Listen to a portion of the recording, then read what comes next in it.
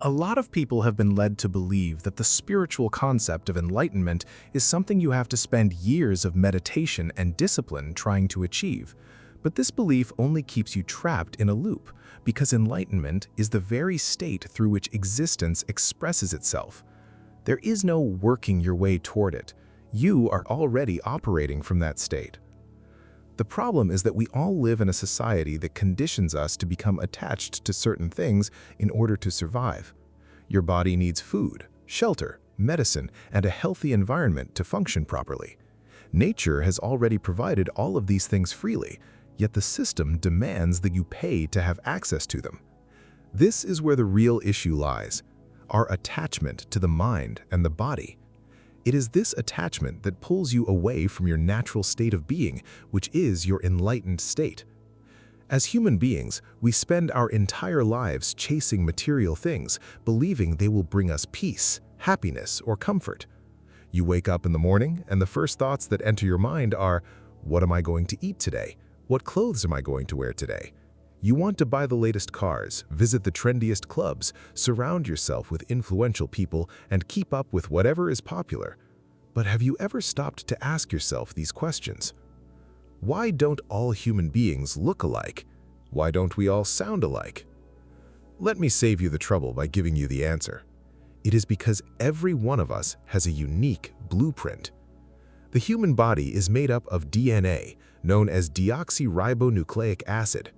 This molecule contains the biological instructions that make every individual and every species unique.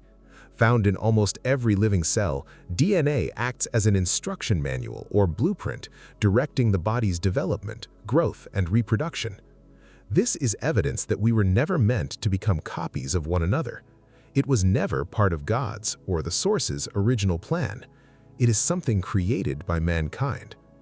The construct was created under the disguise of control and maintaining order, but in reality, it is total enslavement. It strips away your authenticity and disconnects you from your unique blueprint. Until that uniqueness is fully expressed, you will continue to suffer, struggle, and experience constant pain. All of this is the result of operating within a system built on survival. We did not come here merely to survive. We came here to create. We are expressions of the Source, and as children of God, we inherit that same creative ability. But it is impossible to fully express this aspect of yourself while operating from survival mode.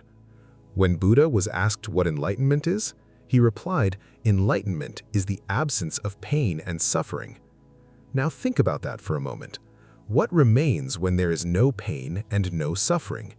Your true self, your purest state of awareness before society told you who you should be. That is what enlightenment truly is, a state where you are free from attachment and desire. People want to become richer. People want to become happier. People want to become healthier. People want to become more self-aware.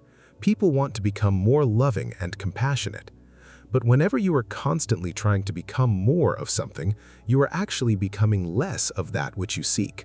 In that process, you lose awareness of the present moment, which is where life actually exists.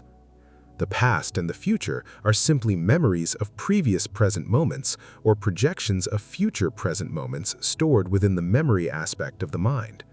The moment you become attached to those thoughts and drift away from the present, you move away from enlightenment, which is your natural state of being. This is a lesson we can learn from a child before societal programming and conditioning take hold. Children fully express themselves without holding back. They are naturally present. All of this points to one simple truth. Enlightenment is not something you achieve.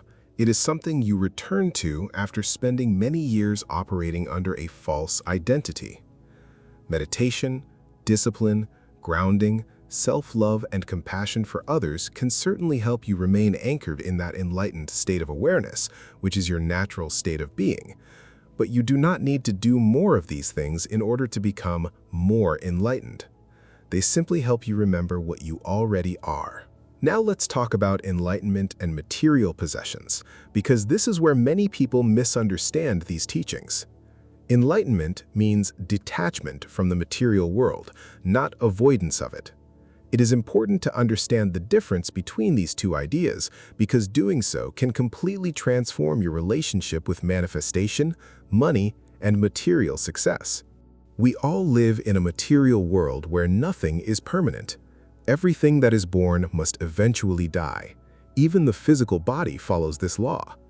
After death, the soul loses awareness of the body until its next incarnation. This is the true nature of the material plane of existence. Understanding this leads you to an important realization. The material world is not something you can depend on for your sense of wholeness. Imagine you are deeply attached to wealth and material possessions. What happens to your inner state when you lose them? Since everything in this reality is subject to change, loss is inevitable. The nature of this world is one of giving and taking. You experience emotional pain, you begin regretting your decisions, you blame yourself, you think your life would have turned out differently if only you had made better choices. But whether you like it or not, the material world must obey this universal law. In order to remain anchored in your natural state of being throughout this constant cycle of gain and loss, you must learn to detach yourself from your endless desires and wants. When you do this, your inner state is no longer controlled by the presence or absence of what the material world has to offer. This is what frees you from suffering and pain. You can absolutely enjoy the material world. The lesson is not to reject it, but to remain detached from it while staying fully present in the moment. If this message resonates with you, then you are among those who are walking the journey back to their true self and authentic nature. This channel was created for people who are on that same journey. So, if you would like to explore more videos on manifestation, consciousness, spiritual awakening, personal transformation, esoteric knowledge, and Gnostic teachings, click the subscribe button and join our growing community. And if this message brought you value, don't forget to leave a like and share your thoughts in the comments below. It really helps the algorithm reach more people who may need to hear this message.